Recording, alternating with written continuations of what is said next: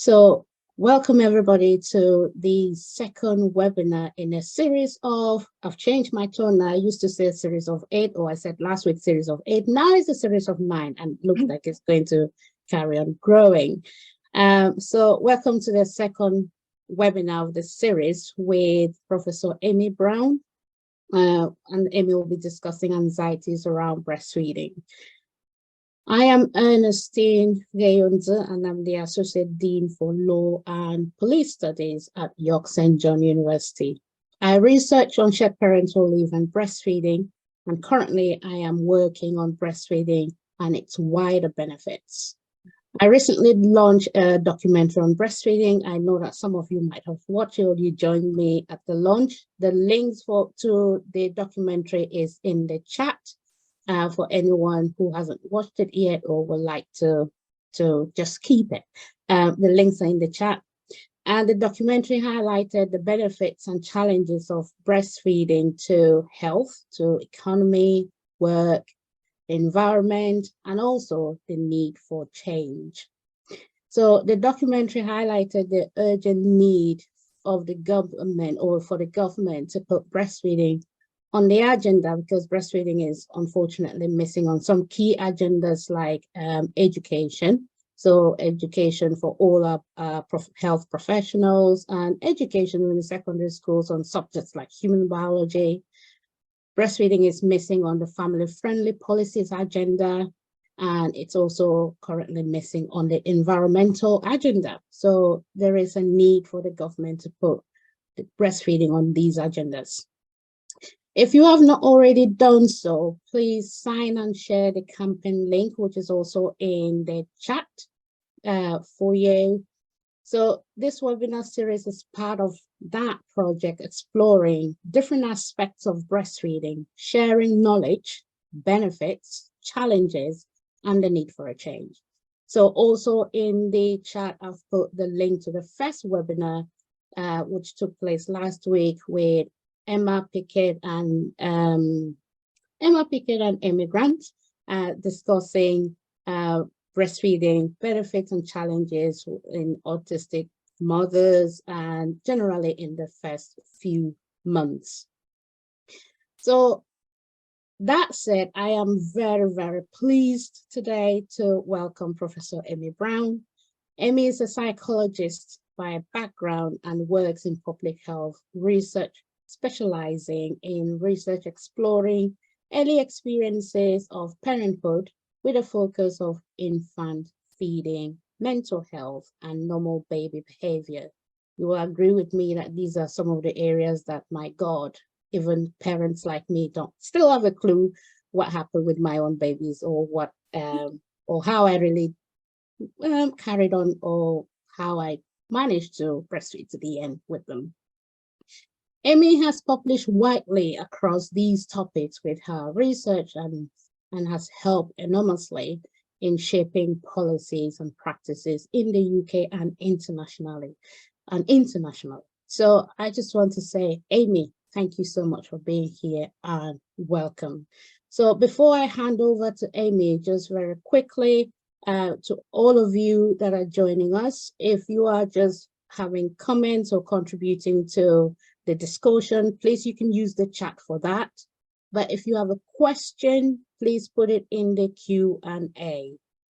So all the questions at the end, we'll try to answer the questions. If we can't answer all of them, Amy and I will have a good job of answering them offline and circulating the answers. So Amy, welcome, and over to you, please.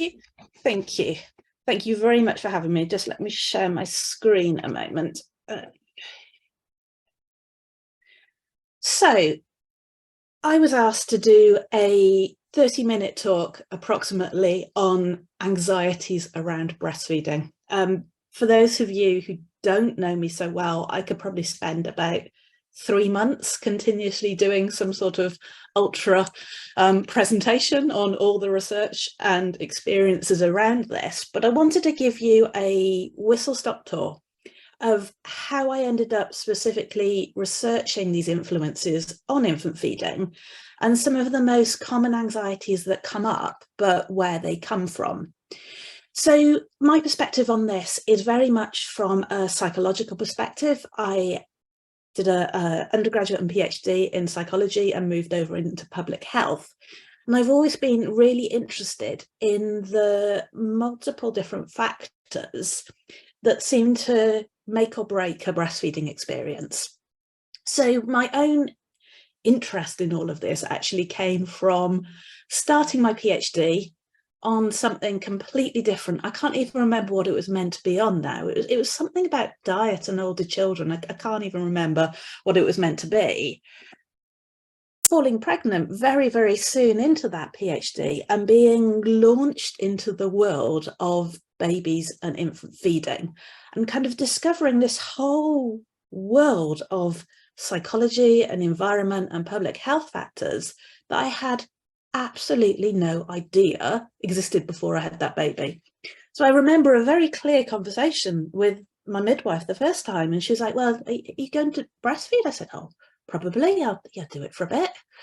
And I thought it was just as easy as deciding to do it or not deciding to do it and kind of getting on with it.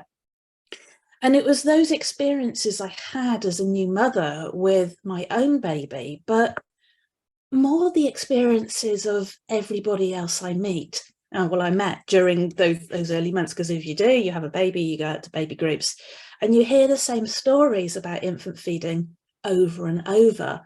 And what was so common at the time was I met so many women who had really wanted to breastfeed, but weren't able to do so. And it was the same repeated stories, often about anxieties over milk supply, anxieties over how their baby was behaving, finding it too difficult, not being able to get the support, mixed messaging. Everything just seemed to be going wrong. And it absolutely fascinated me, as someone with a background in psychology at the time, as to what on earth was going on. And I was starting to think that there was something wrong with the area in Lechley and Carmarthenshire, as I was living at the time, that somehow we were all broken and our breasts weren't working, and somehow there must be something really, really wrong. But the more I read about it, the more I realised that actually there is a lot of underlying poor information, societal level lack of support, which has then led to that entire career trying to do my little bit to try and sort it out a bit at a time. I have to say that that baby turned 17 over the weekend. He's now about 6'3" or something. So he's sort of a growing kind of illustration of my career. Sometimes I turn around and look at him and think, oh, it's that wrong.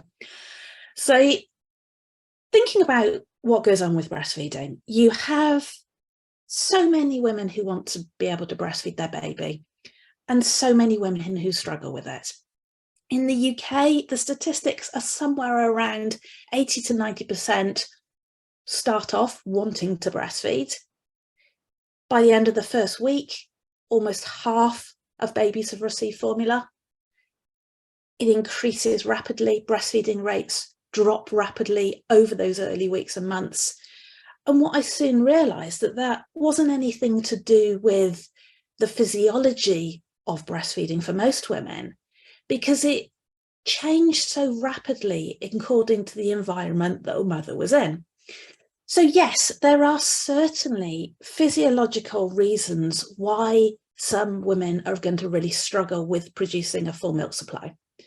There are some health reasons, there are some rare medications that can't be taken, there are some health infants in a baby that means that they need a specialist diet. But for the vast majority of women who are experiencing problems that have led to them to be unable to breastfeed, it's more about the system and the environment that they're trying to breastfeed in. And if you look at breastfeeding rates in different countries around the world, the UK is really starkly low because that environment is so poor.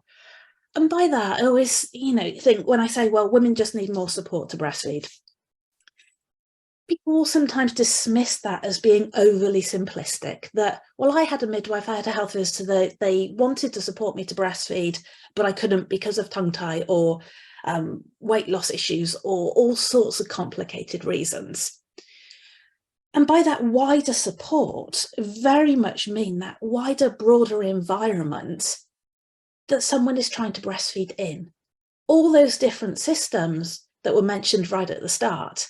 It's about that health professional support. It's about that specialist lactation support, but it's also the broader environment around that.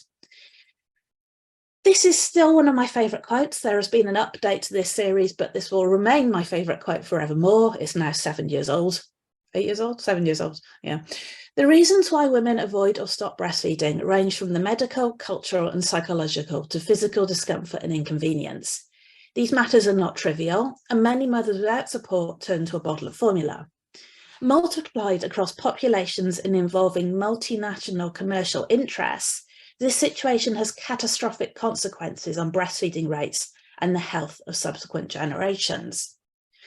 And one of the first things I started looking at when I changed my entire research area to trying to understand this issue was the really mixed messages that are coming about. And I think we've moved away from this breast is best message a little bit now, but back about 17 years ago when I was starting to research this, it was still really, really strong. It was a World Health Organization slogan. It was on loads of posters and everybody was urged that breast is best for your baby. You really should breastfeed them.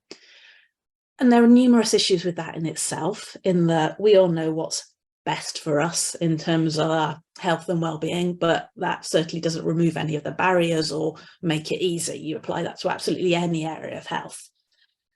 But for me, what was really clear, and in the first research studies we started doing around all these different barriers to breastfeeding and trying to understand this environment that women were breastfeeding in, was that on the one hand, you had this message being yelled really strongly during pregnancy. You're going to breastfeed, you really should try breastfeeding. Breastfeeding's best for your baby.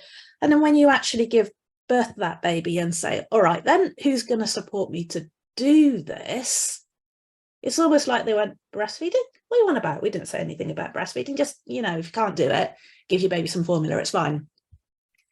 And it seemed that environment was made up of so many factors. This meme I made here about this woman trying to breastfeed here, but these dark clouds over her, because you can take your mother who really, really wants to be able to breastfeed that baby and it's really important to her. And I've done a lot of work around the mental health implications about not being able to meet your breastfeeding goals that you want.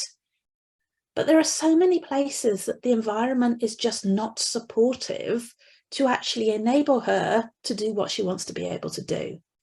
Because we know from looking at countries or regions such as Scandinavia, where the structures are in place to support breastfeeding and actually meet any of the normal challenges that might arise, those breastfeeding outcomes are extremely different. So this is just some of the clouds she faces. So she's trying to breastfeed and she finds that she's trying to breastfeed in a system that hasn't employed enough midwives and health visitors, doesn't employ specialist lactation consultants. They're not supporting their peer supporters properly. They're not creating that system that when a challenge is faced, you can go along and get a solution. But as you're going to see from this whole series, it's so much more complicated than that. It's about the messaging coming through from industry. It's about the workplace setup. It's about the attitudes of everybody around you. It's about whether you're cared for properly as a new mother, because this is a huge part for me. And I think actually solves a lot of it, that if we actually just cared for new mothers, cared for new parents, cared for that family unit better, quite a lot of infant feeding issues probably might not arise in the same way. Combine that with really specialist support for complications and you've probably solved quite a lot of it. But one little bit I really want to focus on today, because a lot of the research I've done over the years has looked at this, is this concept down the bottom of the good baby. And I found in all the different research studies that we've done over the years that this concept of how babies should behave and how babies should be fed is just subject to so much misinformation and pressure and poor advice and feelings of judgment. Because if I say, you know, what is a good baby to anybody, you know, it's a very clear message. You know, so many people, complete strangers, will come up to you and your baby and say, you know, are they good? Are they a good baby? Is she good for you? And it's as age old as, you know, time begun. You know, I used to get that question 17 years ago. Friends with older children got the baby. It doesn't, the same question, it just doesn't seem to go away. And of course, what they're suggesting is, does your baby sleep really well, whatever that means? Can you put them down? Do they feed in a routine? Or in other words, do they act in a way that is often completely different to the biological norms of behaviour? And to me, a lot of this was what was actually underpinning a lot of the anxieties around milk supply, a lot of the anxieties about milk supply reducing, or whether babies were getting enough, or whether breastfeeding was going wrong or being done right, because of this constant kind of current and talk around how babies should behave. Now, I could talk about this for 3 weeks at least as well, but at the end of the day, as babies, we're just really, really small, vulnerable baby mammals. If you look at any other mammals in, you know, the world, they are vulnerable, but they're often not as vulnerable as us as birth. Lots of mammals can get up, they can walk about, they're just stronger at birth than we are. We're extremely vulnerable. We really, really need to be kept close to caregivers to protect us. We've got tiny little stomachs that need feeding and filling up really, really frequently, and breast milk's really easily digested at the same time. We wake because that's the stage that our brains are at, where we wake really frequently, but also we can't get back to sleep again. Essentially, we need lots and lots of support to help our development and to help us grow. Part of that is really frequent feeding, but there is a whole belief that waking at night, that frequent feeding is really wrong somehow, and that you're somehow spoiling a baby, on a really odd one of creating a rod for your own back, whatever that might mean. So we get the message that our babies are being bad babies. I don't know, do you get a bad baby if they wake up at night? Is that the opposite to good? And a lot of pressure to put your baby into a routine for sleep, your baby into a routine for feeding. But actually, if you start doing that, we know that that goes against all the normal physiology of how breast milk is produced. We know that it's really easily digested. We know that frequent feeds are really important for building milk supply. Yet all this good baby messaging is going against that.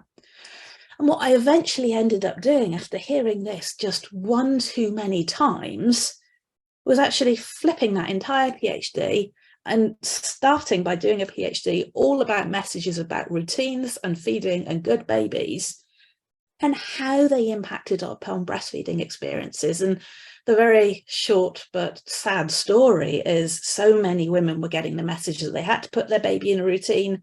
If they put their baby in a strict routine for feeding, they often ended up with so many different breastfeeding difficulties and dropping supply and pain and fussy babies. They eventually stopped feeding before they were ready and felt absolutely devastated at that. And discovering all of this, I thought, well, this is pretty much going to be my lifetime's work in trying to chip away at this concept of these good babies and these routines. And the messaging here fits very much with that previous Lancet slide about societies and cultures, because the messaging isn't coming from mothers. Their instinct is to pick up their baby and feed their baby. It's everybody around them. And this was just a slide I must have made about 10 years ago now, but it's just still relevant. It's the rest of the messages that she's getting. This is my little frazzled mother down the bottom, but all the messaging is around, you know, you're spoiling that baby. If your baby feeds frequently, it must mean your milk doesn't have enough nutrients. I even had a health professional say that to me, that they told me that if my baby, that first baby who's now 6'3", fed every 2 hours, that must mean that I didn't have enough milk and he wasn't thriving. And I remember looking at her and looking at the baby, who was a 99th percentile round ball of a baby, and just thinking, there's something wrong here. There's something wrong about this messaging and this education. Formula will help him sleep. No, it won't. You won't breastfeed and you're fine. Well, it's far more complicated than that. And we're completely missing out on whether women actually want to breastfeed and how they can feel when they can't. Solids will help him sleep. No, it won't. You're making him do dependent. No, it won't. All this continual misinformation from partners, from friends, from family, from complete strangers, adding in workplaces who don't understand the need to continue feeding on when you've returned to work, the general public and the environment set up that doesn't understand breastfeeding in public or the need to breastfeed in public, it creates such anxieties. And I just remember back as that new mum, having so many people say this to me. And when the health professional also said it to me starting to think, but what if I am doing this wrong? What if I don't have enough milk? And then I had an absolutely brilliant health visitor who was like, Amy, just look at that baby. There is absolutely no way he's not getting enough milk. You know, you can practically bounce him. But it's so easy. And bear in mind, at this point, I'd started doing a PhD on this. So I was reading about the importance of normal baby behaviour and what it looked like and the impact of restricting feeds at every point. But it's so easy. Oh, she lost her hair. There we go. I'm going to fix that slide one day so she gets hair the first time. But it's so easy to start having these thoughts. You know, is he getting enough? Is he meant to be feeding again? Maybe I should try that top up. Maybe I should put him in the routine. Or just that general feeling that I think underpins the whole of new motherhood, parenting in general. What if I'm actually just doing all this wrong? What if everybody is right and what I've been told and what I've been supported to do isn't the right thing after all? So fast forward now, we must have published, oh gosh, I think I've published about 100 plus papers at this point, examining all these social, cultural, psychological influences, particularly on breastfeeding, on starting solids, all just all around this concept of creating barriers and creating anxieties and what it's doing to parents. And I just wanted to give you some links, really. These were the really early papers that I published that are now, my math is dodgy, 10, 12 years old. But these were the papers that emerged out of that PhD that very clearly showed that timeline, because I was doing some longitudinal work, talking to women in pregnancy and following them through, that belief that you needed to put your baby in a routine started to appear during pregnancy, based on the messaging that you got from everybody in society. So that you had friends and family saying, oh, are you going to breastfeed? Oh, that's going to be really hard, isn't it? You must make sure, you don't make them too dependent and so on. And what happened is that those beliefs formed the belief that you needed a really strict feeding routine. It led some mothers not to initiate breastfeeding in the first place because they were so worried about what life would look like and not having enough milk. And for others, the more strict the routine, the more likely they were to stop breastfeeding in the really early days and weeks. It was often linked to a perceived and then actual low milk supply, pain, fussy babies. But then, as I said earlier, that real sense of loss and grief and failure that you weren't able to do it. And it wasn't that they weren't able to do it. It was that the structures and the society and the environment around them just completely worked against them, giving them this false messaging and the false belief that that baby needed to act in a certain way. We then went forward later on. These were a couple of studies that my, at the time, MSc student Victoria Harris did for her dissertation at the time.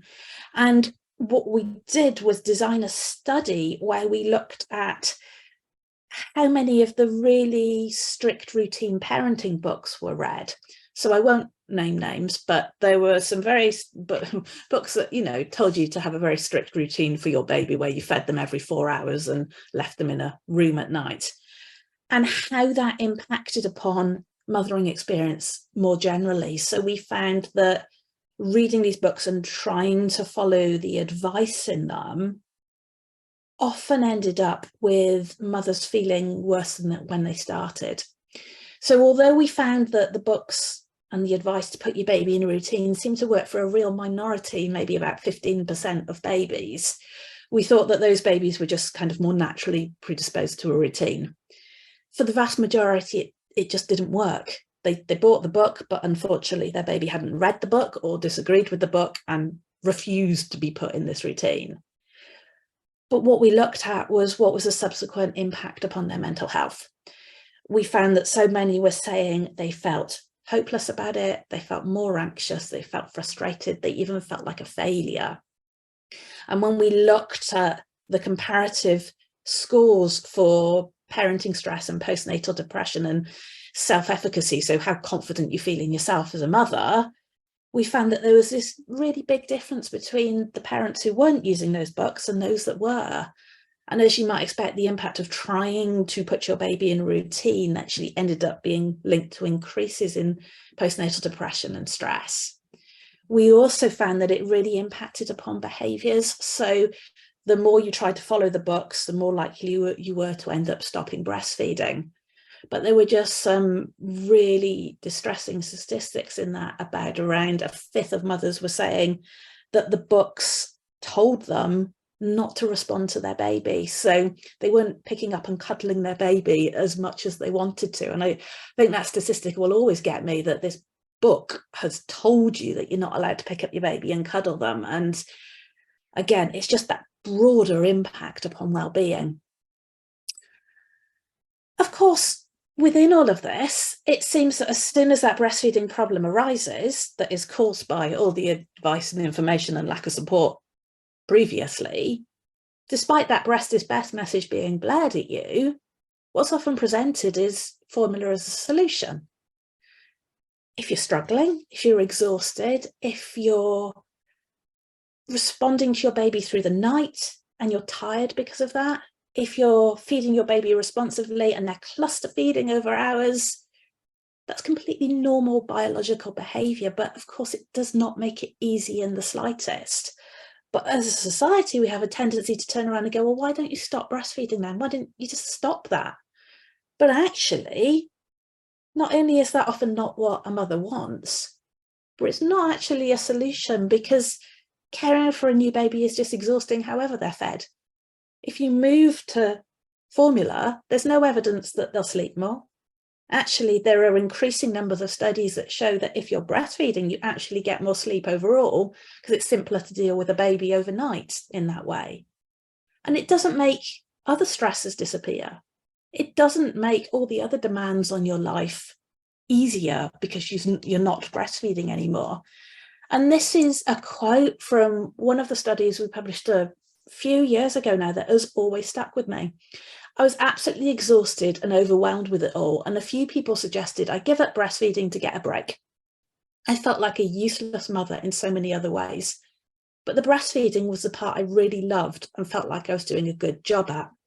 It helped me stop, escape, and just be whilst I was feeding. It was all the other things I wanted to escape from, and stopping breastfeeding wouldn't solve that. Of course, this also happens within a wider sphere.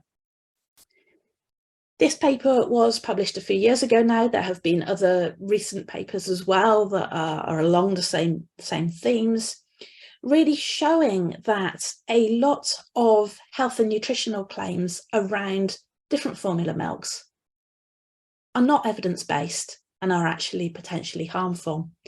And this isn't talking about whether a baby should receive formula or not for whatever reason. This is talking about that wider advertising and promotion of certain milks as having certain outcomes. And this has been rife for many, many decades, and the amount of spend is increasing all the time. But I'm thinking specifically about those messaging that is put out there. You know, this is a milk that will make your baby more settled. This is a milk that will make your baby sleep more. If you start formula feeding, your baby will be more settled, things will be easier for you. And you can think of so many adverts that imply that, and it's part of the broader environment that we're trying to feed babies in. We did some research for First Steps Nutrition Trust a few years ago now, really looking at some of the claims around different milks and whether they were perceived to be accurate or not. And there was a lot of promotion put into these ideas that, you know, this milk will change your baby's behavior. And parents were choosing those milks and choosing those more expensive milks because they really believed that there was going to be an outcome to it, when there was actually no evidence base to that whatsoever. And that, particularly in a cost of living crisis, is really quite a distressing finding, that, again, this bigger environment is just telling you, if you just spend enough money on things, your baby will change, everything will become a lot easier.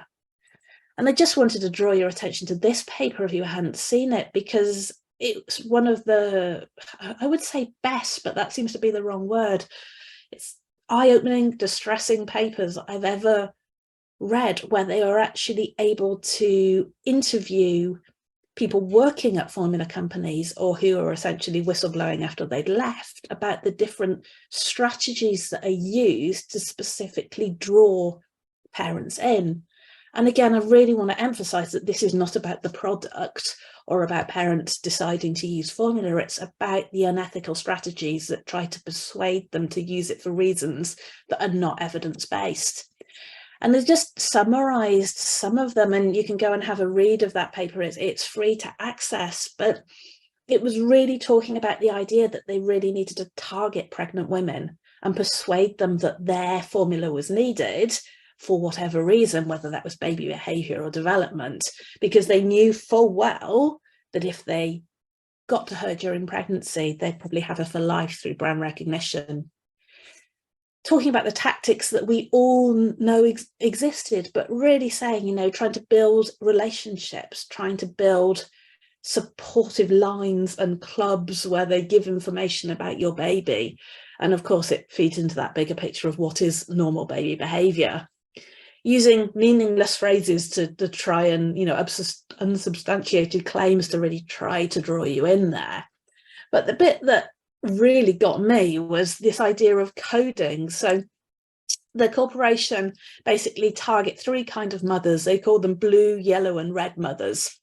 And in particular, they group mothers into whether they think they want the scientific milk advert, which, because they're really thinking about their baby's development and future careers and university, apparently, or whether they're more focused on their baby being happy and loved. And the idea that you can categorize mothers into these two groups, anyways, it's just awful.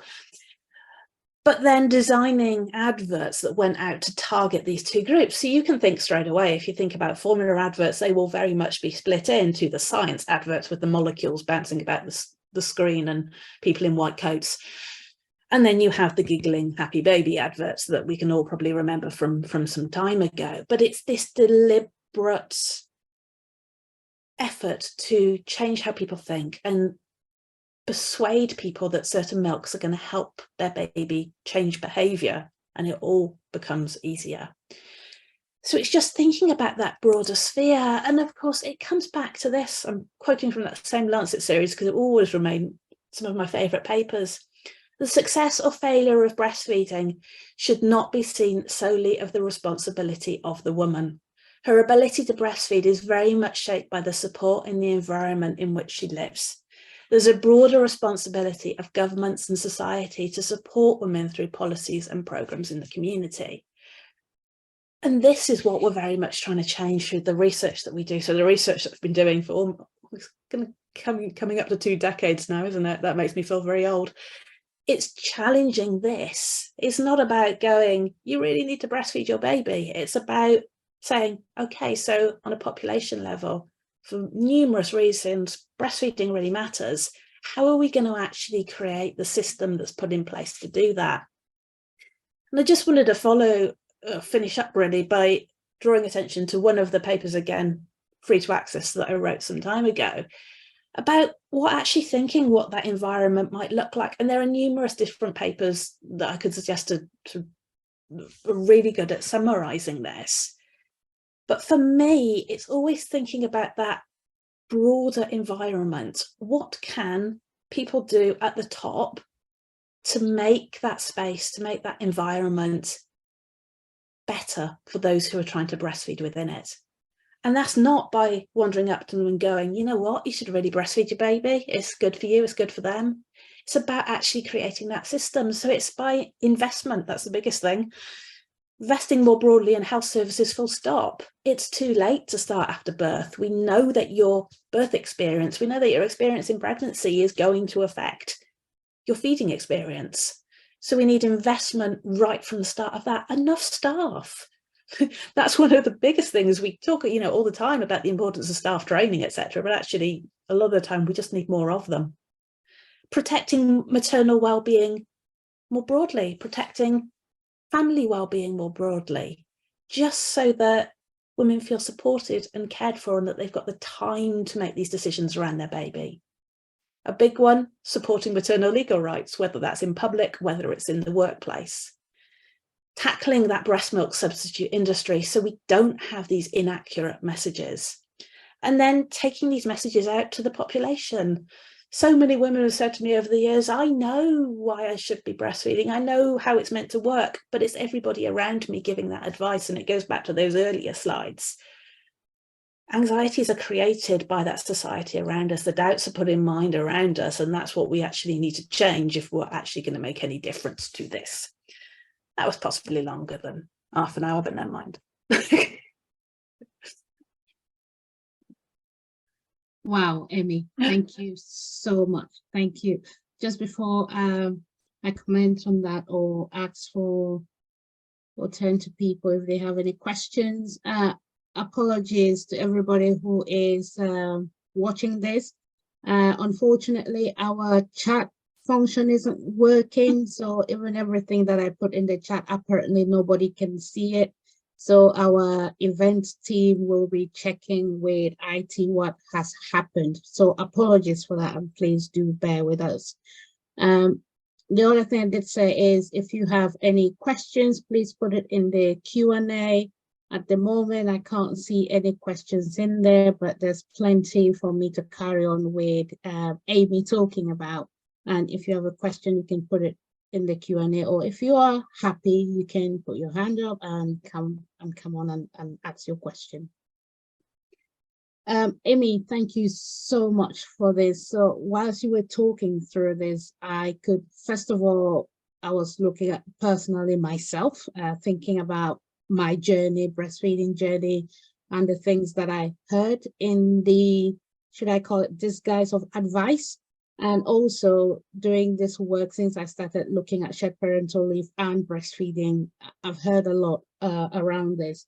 So I remember when I had my first daughter, it was through C-section and I was very, very poorly. And I remember that they tried everything humanly possible to put my daughter on formula so that they could, that's what they told me, so that they could give me stronger medication that will mean I can get well sooner. So I had all sorts of brand of milk, formula milk in my house. I had all of it. I didn't buy it. It was brought to me by the health professionals because they were trying really hard for my daughter to take formula. So they brought the milk, the different brands, the bottles, the teats, the different ones, all of it. And my daughter said, no, I am not having this. She completely refused it. Now, it makes me wonder, and it also goes back to what you were saying, because at the end, even some days they pushed it in a way that they didn't want me to breastfeed her, and she went for like 5-6 hours of no feed at all, so they could try and give her that formula so she will take it. Well, she's very strong-willed. She said, no, I am not having it. And at the end, they said to me, okay, here is your daughter. Good luck with her. So I carried on and I breastfed until when she was 10 months, she refused to take breast milk herself. She just refused. So it goes back to what you were talking about, what people tell you.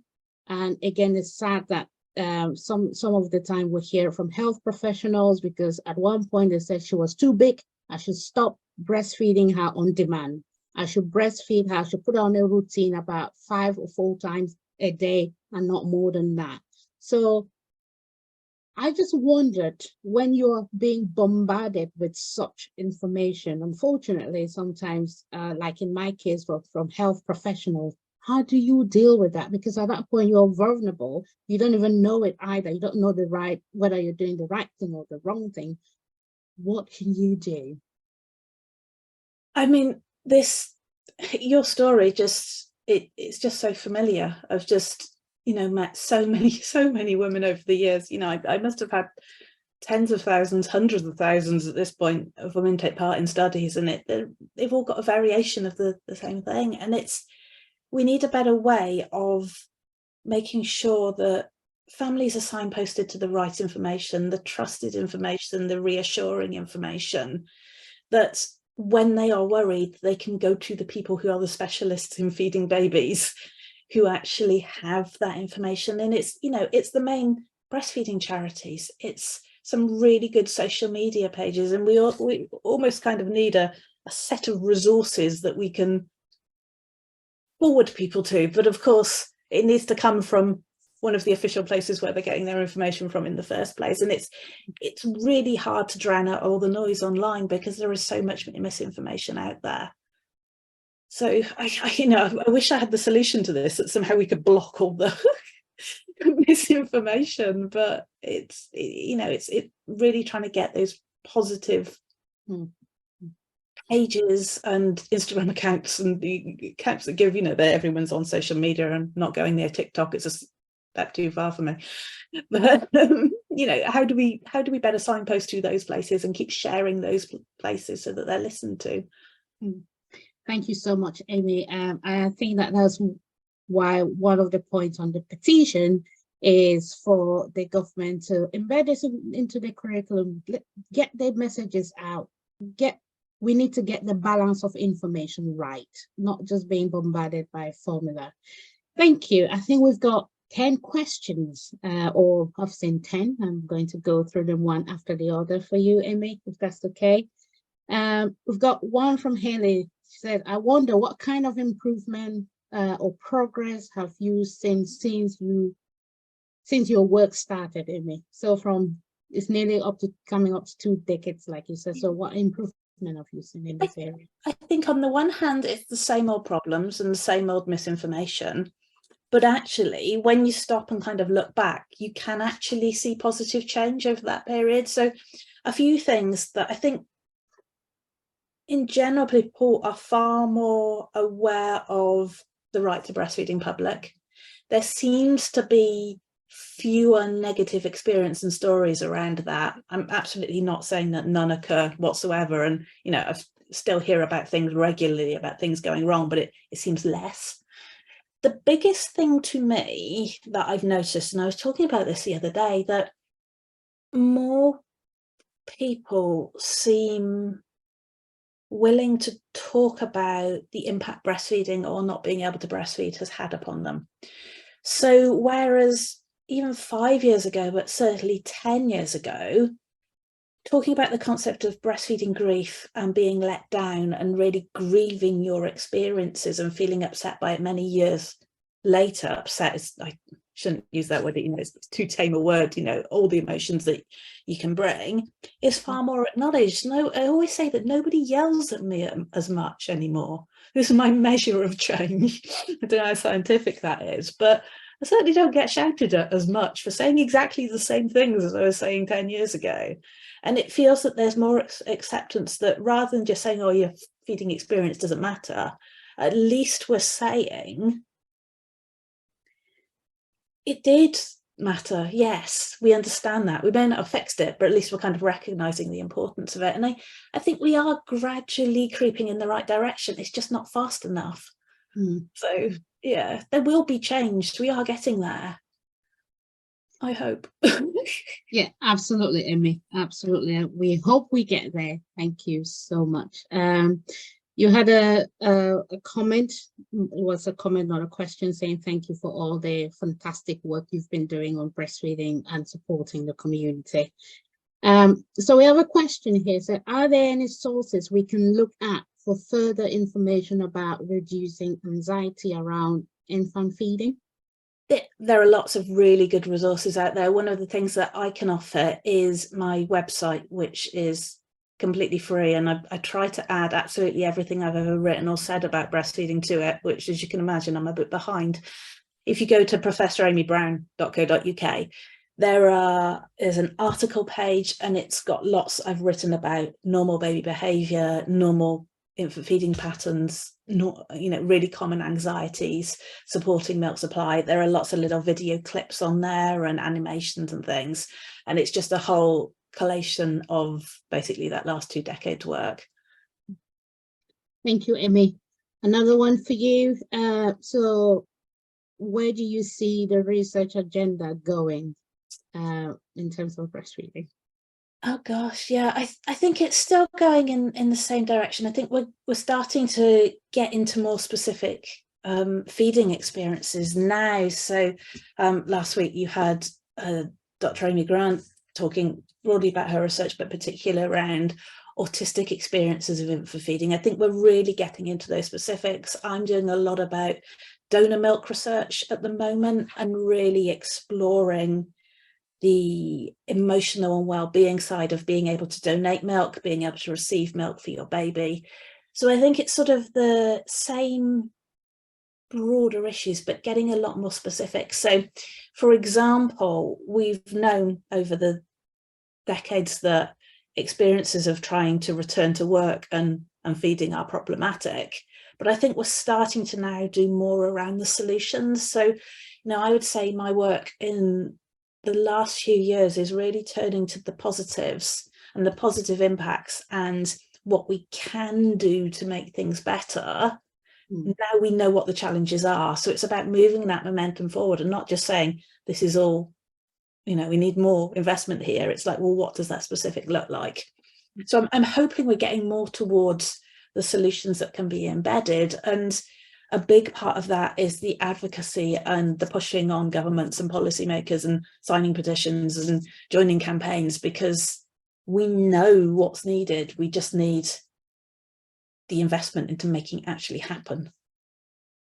Thank you very much, Emmy. And just to add to that, that's why this campaign, every signature counts if we are going to make any kind of a difference to this. And people like Emmy, who've done more and more work on this, have all the evidence. Thank you, Emmy. There's not one more. That's not true. A few more.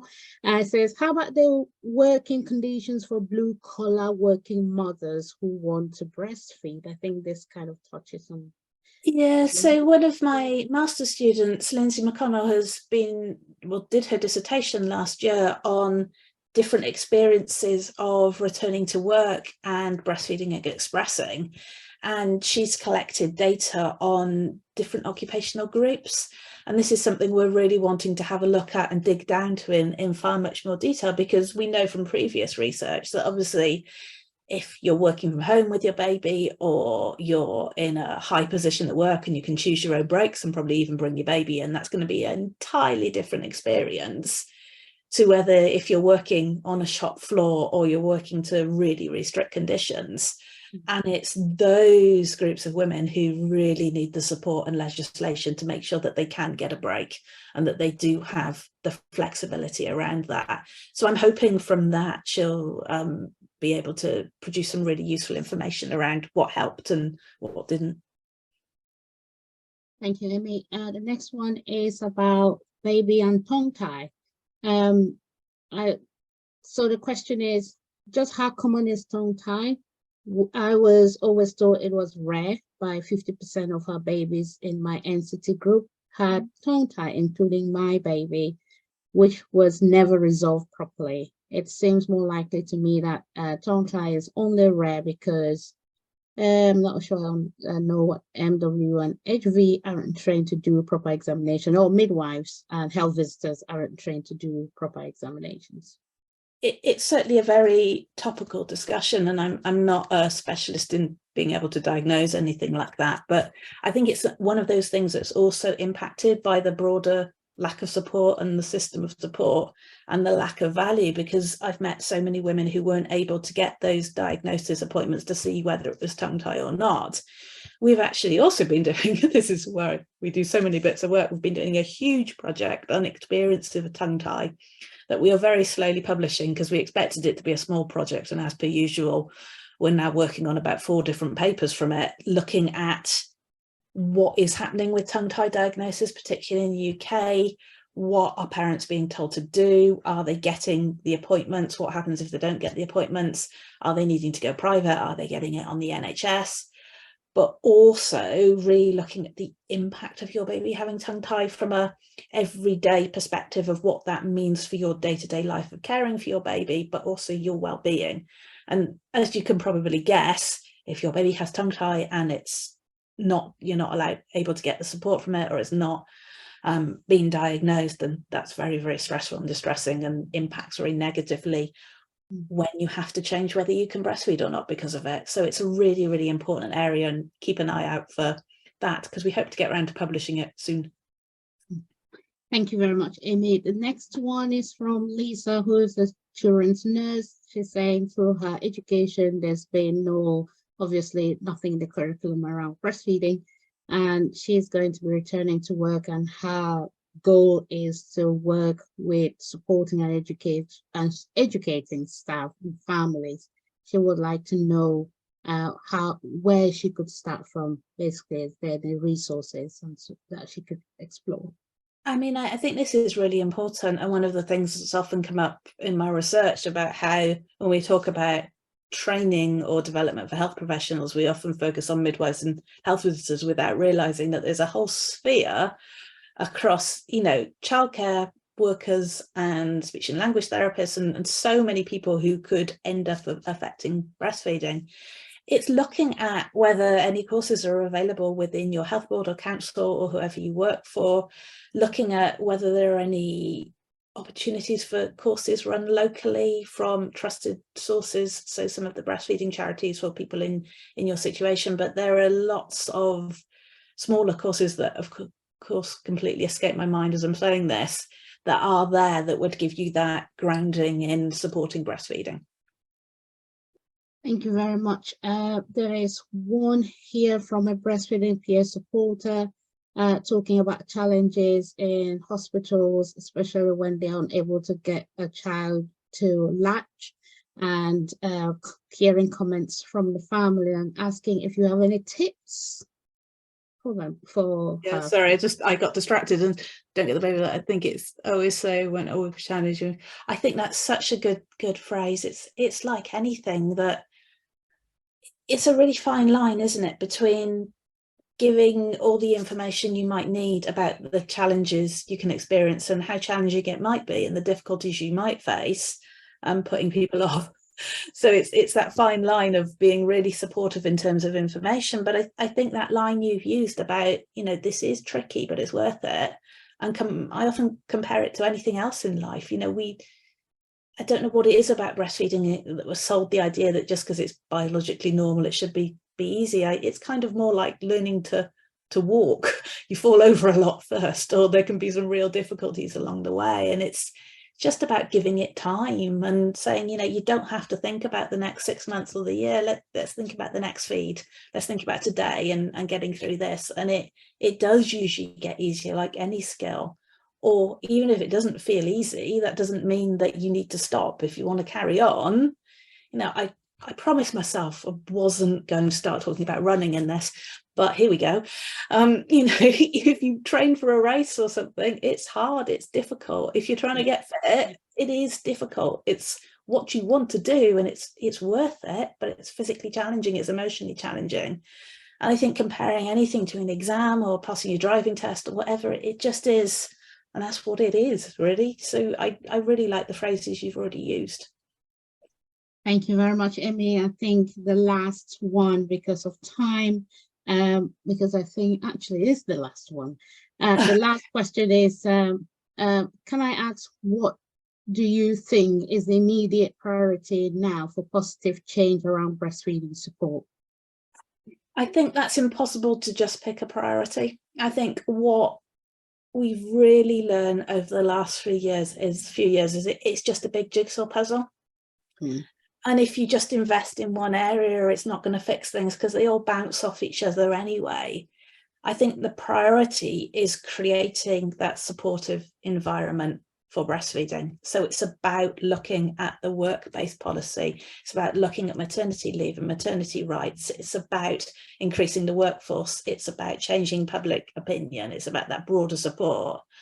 And I think this is one of the problems that I often see with the research that is done on improving breastfeeding, that they do an intervention to try and just improve one thing and go, oh, well, this hasn't had much impact. And it's like, well, yes, it hasn't had much impact because you haven't looked at all the other things as well. You fixed it in one place, but they've still got the challenges in the others. So until we do something that works on the whole system to gradually change that and improve it, then we're not going to get anywhere.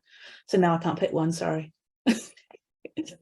Thank you so much, Amy. I just want to again say thank you to you, Amy, and thank you to all that have joined us online. It's been a great session. Amy, I could probably listen to you talk all day. Thank you so much. Again, just to say to everyone online that sorry again for the chat not working. So you will get an email from the events team with all the links to the documentary, to the petition, to the webinar recordings, but you'll probably get an email with all the other links before the webinar recordings come. So apologies again for this not working, and thank you so much for joining us. Just to remind you that the webinar series continues, and next week we are looking at Black bodies and breastfeeding benefits and challenges. So if you're able to join us next week or in any of the webinar series coming up, please do. For now, thank you all so much for coming. Amy, thank you so much for your time and for this very insightful talk that you've given. Thank you. And I echo all the comments that people were putting in the Q&A, just saying how much you've done to the society at large with your work. Thank you. And I think we'll leave it there, and we shall meet again next week. Thank you all.